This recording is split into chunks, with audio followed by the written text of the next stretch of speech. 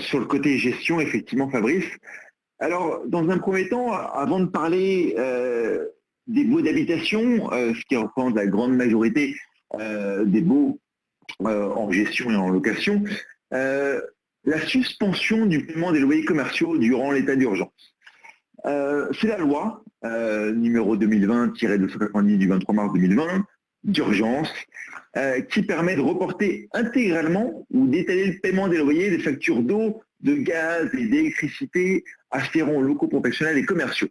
Alors, qui peut en bénéficier? C'est notamment les toutes petites entreprises, les très petites entreprises, les auto-entrepreneurs, indépendants et libéraux, qui ont moins de 10 salariés, qui ont un chiffre d'affaires inférieur à 1 million d'euros, qui ont des bénéfices annuels inférieurs également à 60 000 euros, dont la perte de chiffre d'affaires est supérieure à 50%. Donc au final, on le voit, ça représente un tout petit nombre, notamment des acteurs et des preneurs pour les baux commerciaux. Ceci étant dit, votre obligation, votre responsabilité pourrait être engagée notamment sur le fait de ne pas avoir prévenu notamment le propriétaire. Ça peut être aussi un point sur le fait de ne pas avoir conseillé le propriétaire, le fait de ne pas avoir conseillé les parties, le preneur et le propriétaire, sur peut-être un étalement échelonné, ce qui pourrait permettre de garantir aussi la solvabilité du propriétaire. Parce que le problème, c'est qu'on le voit bien, le gouvernement, l'ordonnance permet de suspendre des loyers commerciaux, sauf que ce qui va causer malheureusement sûrement des cas d'insolvabilité pour les propriétaires. Donc à vous, effectivement intermédiaires, d'essayer de gérer la situation, d'essayer de faire preuve de pragmatisme afin d'éviter tout risque de contentieux. Alors pendant combien de temps cette suspension sera effective? Du 12 mars et pendant 2 mois, après la fin de l'état d'urgence sanitaire. Quelques petites précisions, les loyers et charges ne sont pas effacés. Encore une fois, ce n'est pas une annulation, mais c'est une suspension, notamment un report. Vous avez la possibilité d'avoir un échelonnement du paiement de leurs factures d'eau et d'énergie. Il faut bien savoir qu'aucune sanction en cas d'impayé ne peut être prise, ne peut être engagée, notamment pendant le délai du 12 mars jusqu'à 2 mois après la fin de l'état d'urgence sanitaire, donc après le 24 mai. Également, alors, la question qui pose le plus de problèmes, bon nombre de locataires se posent la question, est-ce qu'il est possible, en tant que locataire, de suspendre le paiement de ses loyers? Bien évidemment, non. Les loyers doivent continuer à être payés. Ça a été notamment rappelé par le rapport de présentation de l'ordonnance du 25 mars 2020, 2020-306, qui prévoit que le paiement des obligations contractuelles doit toujours avoir lieu à la date prévue par un contrat. Ainsi, les loyers d'habitation doivent continuer à être payés. Alors, attention, votre responsabilité pour être engagée, si jamais vous avez accordé peut-être une baisse, un report ou une suspension sans l'accord du propriétaire bailleur.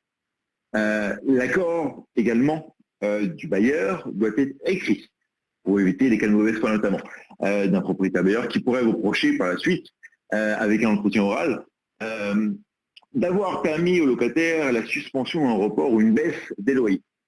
Également, sur le même fondement du devoir de conseil des locataires, sachez que des aides existent, donc ça peut être toujours intéressant d'informer le locataire de ces aides.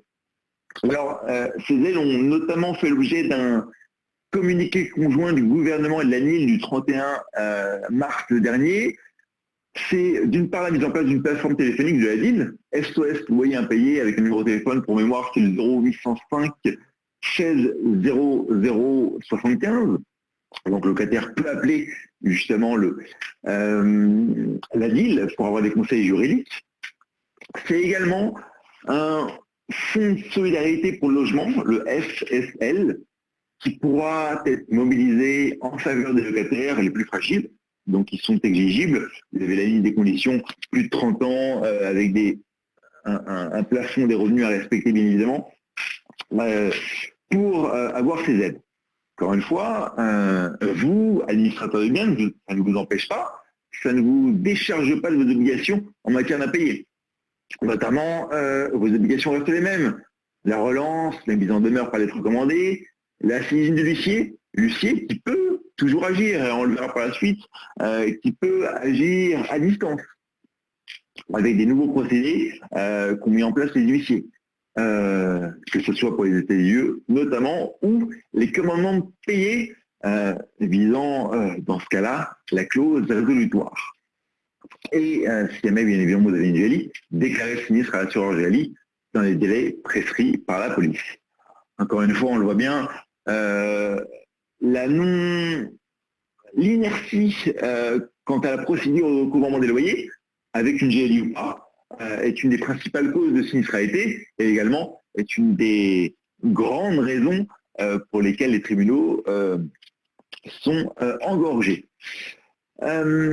Surtout qu'on peut lire de plus en plus fréquemment des articles, ou même en formation, je le vois bien, des locataires qui se considèrent exonérés du paiement des loyers, suite notamment à la location présidentielle, suite aussi avec des associations comme le DAL qui préconisent, qui conseillent les locataires de suspendre le paiement de ce loyer. Donc c'est aussi un point assez complexe, d'où l'avantage et l'importance d'avoir une GLI, bien évidemment. Donc soyez bien évidemment précautionneux et faites bien attention aux impayés qui, même en cette période si particulière de confinement et de crise sanitaire, pourraient engager votre responsabilité civile professionnelle.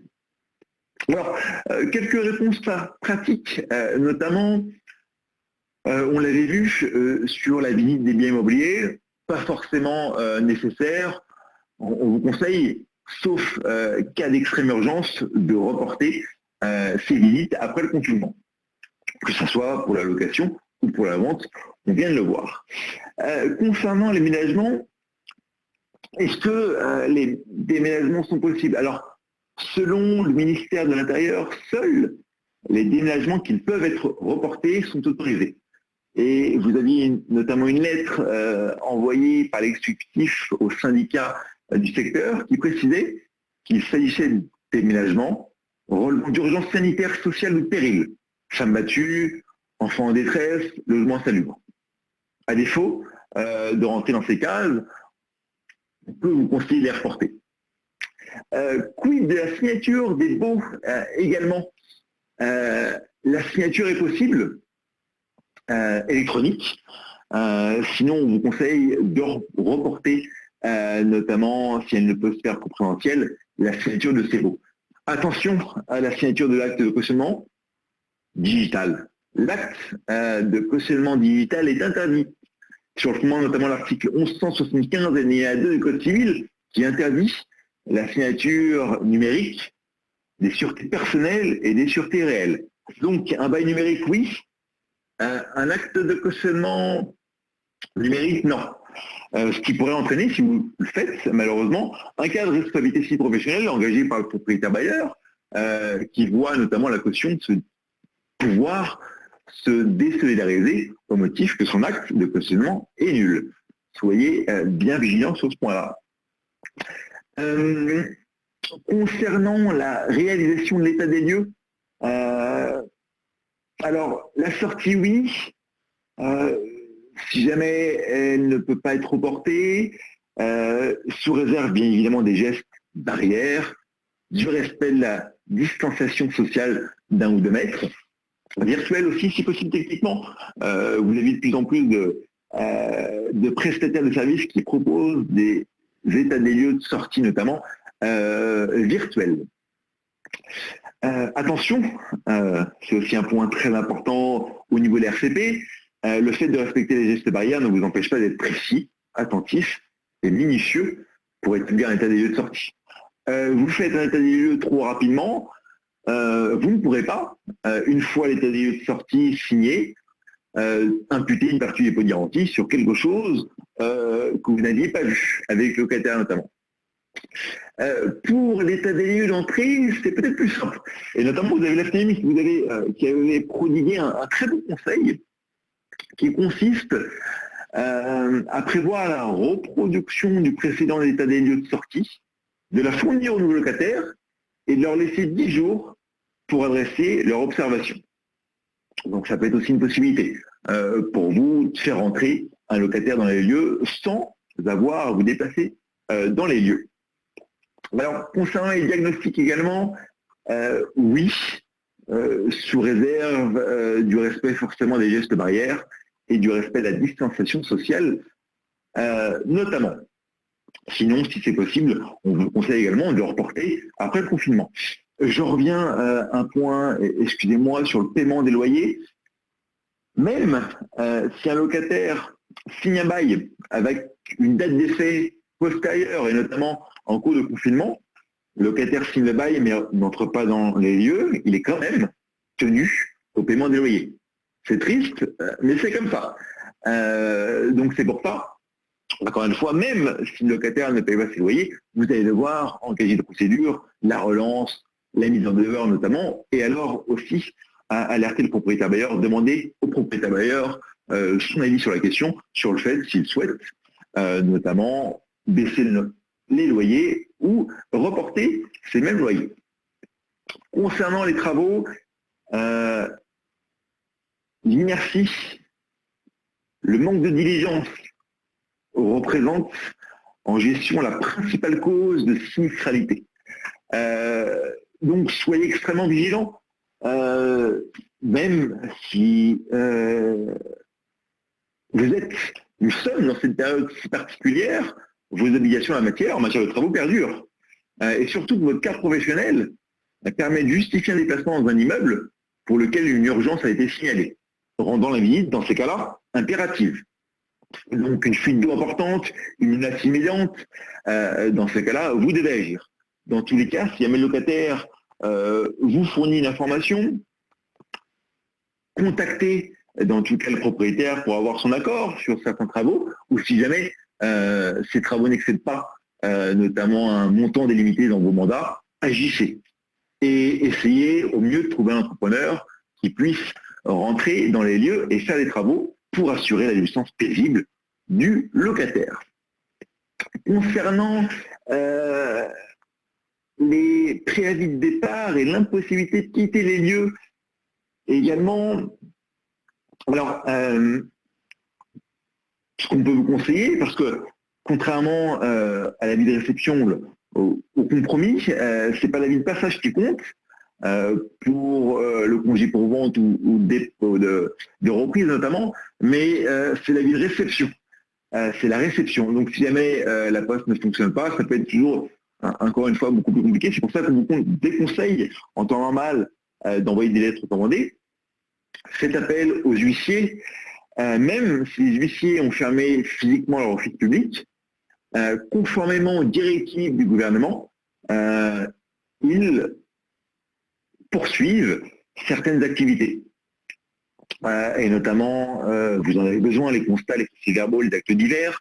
Et c'est pour ça qu'à ce titre, la Chambre des commissaires de justice, section huissier de justice, propose aujourd'hui un service adapté aux justiciables pendant la crise du Covid-19, Securact. Ça s'appelle comme ça, c'est une plateforme de signification par voie électronique pour les entreprises et désormais pour les particuliers. Donc, bien évidemment, votre obligation professionnelle résidera toujours dans le fait de permettre aux propriétaires de livrer en temps et en heure, donc 6 mois avant l'échéance du bail, un congé pour vente ou pour reprise pendant cette période. À défaut, on le voit bien, et ce sera toujours le cas en cette période de confinement, votre responsabilité pourrait être engagée, notamment. Alors, dernier point, si le locataire ne peut pas quitter le logement jusqu'à la fin de la période de confinement, un accord peut être trouvé. Alors, vous ne pouvez pas obliger un locataire de rester dans les lieux, par contre, vous ne pouvez pas interdire à un locataire de rester dans les lieux. Donc, dans ce cas-là, il est fortement conseillé de faire signer aux parties, aux propriétaires bailleurs et aux locataires, qui seront en situation, effectivement, d'occupation sans droit ni titre de signer une convention d'occupation précaire. Vous avez notamment des modèles sur la SNAIM ou sur le site de la LIL pour contractualiser cet accord temporaire, pour acter et pour encadrer juridiquement justement cette période un peu particulière. Alors, on peut vous conseiller aussi, si jamais ce document pose certaines difficultés, un échange d'un mail peut suffire, comme preuve écrite, de l'accord trouvé entre le propriétaire bailleur et le locataire. Mais dans tous les cas, et on le voit bien en principe de la RCP, l'écrit est obligatoire. Donc, une convention d'occupation précaire ou alors un email peut suffire. Voilà, sur ces points-là, je laisse la parole à notre ami Fabrice, votre serviteur. Merci Laurent. Donc en effet, vous voyez quand même beaucoup d'adaptabilité, beaucoup de questions qui sont quand même soumises à interprétation, et c'est là où il est important pour les uns et les autres d'avoir aussi la vision du professionnel que vous êtes pour conseiller au mieux et les locataires et les propriétaires, donc ce qu'on peut faire et ce qu'on ne peut pas faire. Il y a tellement d'informations qui, je vous garantis que pour préparer notre intervention, on est allé piocher un petit peu partout. Il y a des tonnes et des tonnes et des tonnes d'informations, des vraies, des fausses. Et bizarrement, je ne sais pas pourquoi, mais souvent, on a toujours tendance à prendre celle qui nous arrange le plus, et c'est pas forcément celle qui est la vérité. Donc, il est important que vous sachiez ce qui est bon et de manière à conseiller au mieux tous vos clients. Alors moi, je veux maintenant un peu obscurcir le ciel, parce qu'en effet, vous êtes des sachants et à ce titre, vous devez avoir aussi, vous avez un devoir d'analyse qui peut peser assez lourd sur votre responsabilité. Je vous livre les chiffres donnés par la Banque de France de l'impact d'une semaine de confinement sur l'activité en général. Donc vous voyez qu'il y a quand même des secteurs qui sont extrêmement impactés, la construction, tout ce qui est services marchands, les commerces de gros. Chaque semaine est vraiment catastrophique pour eux, ce qui veut dire qu'en fait, c'est tout notre système économique qui est en train d'exploser ou d'imploser, peu importe, mais en tout cas avec des perspectives et des conséquences qui vont être plutôt dramatiques. Donc, chronique d'une crise annoncée, c'est vraiment un sujet que dont vous devez vous emparer pour conseiller au mieux vos clients et protéger également votre devoir de conseil et votre RCP. Alors, autre chiffre, autre graphique, vous voyez que la construction en France est arrêtée à pratiquement 90% en quasi-totalité. Il y a d'autres secteurs d'activité aussi qui sont fortement impactés. Je vous livre également le graphique, c'est la courbe du CAC 40. Donc vous voyez que nous étions sur les sommets du Mont Ventoux, du Mont Blanc ou à Vizavone. Et puis d'un coup d'un seul, nous tombons au creux de la vague. Alors, ça commence un peu à remonter, bien sûr que ça remontera, mais en attendant, il va falloir gérer ce calme plat, plutôt en bas, dans la vallée. Autre élément de réflexion et de projection pour vous, les emplois menacés. Alors certes, c'est au niveau mondial, mais on est sur une crise qui va toucher la planète entière et à peu près de la même manière. Vous voyez quand même que la majeure partie des emplois dans le monde sont menacés à cause de cette crise, à cause de cette pandémie, à cause de cet arrêt de l'activité économique. Alors on n'est pas tous sur un pied d'égalité, certains pays ont choisi l'économie à tout prix. On peut constater également les effets que ça a sur le volet sanitaire. Nous, dans l'espace européen, à part la Suède, et encore elle est en train de changer son fusil d'épaule, eh bien on a tous choisi le confinement. En clair, tous les secteurs d'activité vont être touchés, tous les salariés vont être impactés et courir un grand risque. Alors, nous avons de la chance, nous sommes dans un secteur où, dans un pays en tout cas où beaucoup d'aides ont été mises en place, et il va juste falloir gérer ça, et en tout cas, vous pensez à préserver le plus possible l'intérêt de vos propriétaires. En tout cas, ça a déjà créé du chômage partiel. Ça va probablement créer du chômage définitif pour certaines entreprises qui ne s'en remettront pas. On a eu droit en début de crise à nous ne laisserons personne au bord du chemin, quoi qu'il en coûte, nous sauverons toutes les entreprises. On sait très bien qu'aujourd'hui, c'est pas tenable malgré toute la bonne volonté du monde et de nos dirigeants. En tout cas, ça veut dire que vous allez avoir des propriétaires qui vont être en situation compliquée, des locataires qui vont être en situation compliquée. Autre effet pervers de ce confinement et de cette vie à huis clos pour beaucoup de nos compatriotes, c'est malheureusement les séparations avec tout ce qui était qualifié d'accident de la vie au préalable. Il y a deux revenus, il y en a un qui s'en va, il n'y a plus qu'un seul revenu. Et puis la baisse de revenus importante de tout un pan de la population, qu'on soit commerçant, artisan. C'est aussi simple que ça. En tout cas, les risques économiques sont là. Et vous devez de les appréhender, de les anticiper, parce qu'en effet, ça fait partie de vos devoirs de penser à ça. Et Florent a abordé le sujet, il va y revenir juste après. En effet, il y a un devoir qui pèse sur vous, le devoir de protéger les revenus des propriétaires. Lorsqu'un propriétaire vous confie son bien, c'est qu'en fait, il attend de vous que vous soyez le garant de son retour sur investissement. De penser à tout, d'anticiper à peu près tout, même ceux que vous ignorez, et vous verrez qu'en fait là-dessus, ils vous feront absolument aucun cadeau.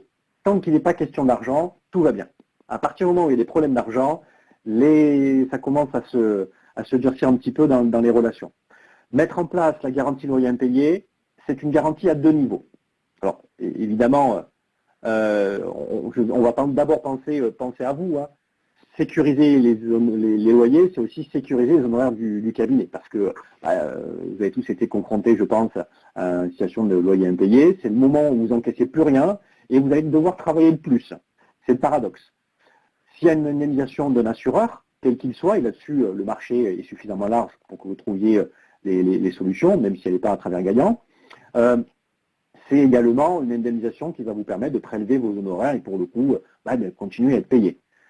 Ça va être aussi le contentement des propriétaires qui vont percevoir leurs revenus et pour le coup se dire on a bien fait de passer par un professionnel. C'est peut-être aussi, pourquoi pas pour vous, une aide à votre développement en disant messieurs les propriétaires en particulier, et là je pense surtout aux syndics qui ont une activité de gérance, c'est le moment ou jamais d'avoir aussi des actions de communication toujours dans un esprit conseil vis-à-vis de vos copropriétaires, bailleurs que vous connaissez. Je vous donne aussi un chiffre. Un tiers des bailleurs, des copropriétaires dans un syndicat de copropriété sont des bailleurs en direct, des bailleurs PAP. Donc vous avez quand même aussi un potentiel assez important. En tout cas, la garantie loyer impayé, enlevons tout aspect mercantile, c'est vraiment la garantie dont il faut se préoccuper dans vos activités de gestion aujourd'hui.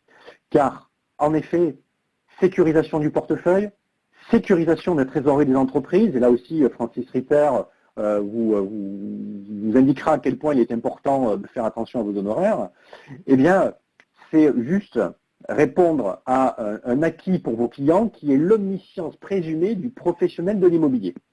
En effet, vous devez tout savoir, vous devez avoir une connaissance parfaite du marché, bien entendu, anticiper les hausses, les baisses, les huggy, les bons tuyaux de l'immobilier, une parfaite connaissance du tissu économique, et c'est là-dessus où en fait, là on est en plein dedans. Analyser l'aspect macroéconomique, microéconomique, pour dire attention messieurs les propriétaires, il y a quelque chose qui arrive. Il y a un camion qui arrive lancé à toute vitesse, les phares sont un petit peu loin, mais ils sont très très lumineux. Donc avant d'être complètement ébloui ou de le prendre en pleine figure, on va peut-être mettre des choses en place. Et c'est aussi pour ça que la connaissance de vos clients est extrêmement importante et valorisante pour vos cabinets.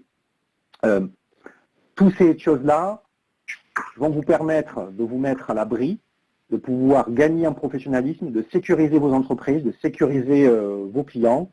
Je vous livre également un autre chiffre qui est d'avant le Covid-19. Alors, vous voyez, il est déjà suffisamment impressionnant comme ça. Je vous laisse imaginer ce qui peut être après. Ce chiffre, c'est 34%. 34%, c'est le pourcentage de mise en cause de la RCT en gestion lié à un impayé de loyer. Je n'ai pas mis en garantie, et il y a un sinistre, c'est ma faute, en tout cas du point de vue du propriétaire. J'ai mis en garantie, mais je n'ai pas suffisamment analysé. C'est de votre faute. Il y a une garantie, tout va bien, j'ai pas été diligent dans la déclaration de sinistre, c'est votre faute. Un tiers des sinistres RCP en gestion sont liés à un impayé de loyer. Je vous laisse largement imaginer ce que ça va pouvoir donner une fois que la vie aura repris à peu près son cours normal. Dans votre GALI, dans à peu près toutes les GALI, quasi toutes les GALI on va dire, je ne les connais pas toutes, vous avez quelque chose qui est très important et qui va vous permettre d'agir. C'est la garantie du locataire en place. Locataire en place, tel que M. Manhattan, eh bien c'est 6 mois de bon paiement. Donc avant que les problèmes ne viennent frapper vos locataires, avec tout ce qu'on a vu avant, agissez, soyez diligents, analysez les comptabilités de vos locataires et proposez avec traçabilité bien sûr, à tous vos propriétaires la mise en place de cette sécurisation. Il en va de votre devoir de conseil, il en va de la sauvegarde de vos intérêts économiques, des intérêts économiques de vos clients, mais également de tout des relations que vous entretenez avec vos clients. Florent? Oui. Alors, effectivement, comme l'a dit Fabrice, un manquement à ces obligations de GALI, peut engager votre responsabilité. Sur ce point, des conseils. Dans un premier temps, vérifier que la GALI a bien été souscrite. On le voit malheureusement, on a des cas de responsabilité gagnant où le mandant, dans le mandat, précise qu'il souhaite qu'une GALI soit souscrite. Sauf qu'au final, la personne qui loue le bien, la personne qui cherche le locataire, ne vérifie pas le mandat et ne souscrit pas à la GALI. Des loyers impayés interviennent et finalement, l'agence renvoie un message au propriétaire lui disant « Désolé, la GALI n'a pas été souscrite ». Donc forcément, le propriétaire d'ailleurs engage la responsabilité de l'agence. Même chose, comme l'a dit Fabrice, également à juste titre, vérifier les 6 mois de bon paiement si vous souhaitez prendre une GALI en cours de bail. Donc c'est aussi intéressant. Alors 6 mois pour la GALI gagnant, vérifiez aussi vos polices d'assurance parce que les délais diffèrent en fonction des assurances. Soyez bien vigilants sur l'absence de cumul caution GALI. Analysez, et ça on l'avait vu, on le voit au cours de mes formations, ça représente beaucoup de cas de responsabilité, avec une GALI ou pas, vérifier, analyser la solvabilité du locataire, vérifier la présence de faux grossiers aussi. C'est aussi un point extrêmement intéressant qui, à défaut, engage votre responsabilité. Donc soyez extrêmement vigilants, même si on vous le conseille, prenez la GALI, notamment la GALI gagnante qui vous permet d'avoir un agrément. Donc concrètement, vous envoyez le dossier locataire au service de vérification des dossiers Galian. Galian vous répond dans un délai de 24 heures et vous êtes assuré que le locataire est solvable. Et dans tous les cas, le propriétaire sera assuré d'avoir tous les mois le paiement de ses loyers.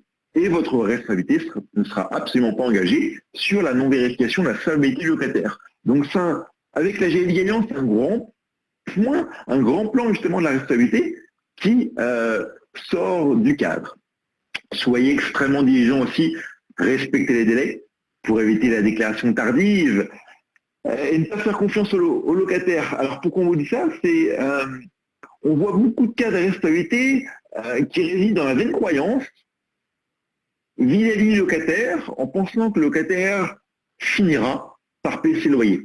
Le locataire vient vous voir, vous dit j'ai un petit problème de paiement, je règle le mois prochain. Vous lui accordez un délai. Le mois d'après, il vous ressort les mêmes arguments. Vous lui accordez un délai sans avoir l'accord du propriétaire bailleur, sans avoir déclaré de sinistre à la GALI, en pensant que dans tous les cas, tout va aller pour le meilleur des mondes, tout va se résoudre, le locataire finira par payer ses loyers, sauf que ce n'est pas le cas. Vous traînez un petit peu, le dossier se perd dans votre pile de dossiers, votre gestionnaire part et la mauvaise passation de pouvoir intervient, notamment. Par la suite, il est trop tard pour déclarer un sinistre les délais sont pourvus et malheureusement votre responsabilité sera engagée parce que la GLI refusera de prendre en charge le loyer impayé. Donc soyez extrêmement vigilants sur la vérification et la diligence que vous pouvez apporter à vos dossiers d'impayés. Mais aussi, dernier point, le plus important en amont, encore une fois de la souscription, c'est de proposer la GLI par écrit, donc dans votre mandat, et aussi d'alerter votre propriétaire bailleur sur les risques et les conséquences en cas de refus. Donc pourquoi on vous dit ça? C'est parce qu'un de vos confrères gagnants a été condamné en 2011 sur le fait de ne pas avoir proposé de manière individuelle, de manière précise, et de ne pas avoir alerté le mandant sur les risques et les conséquences de ne pas prendre de GLI. Donc soyez vigilants sur ces points-là.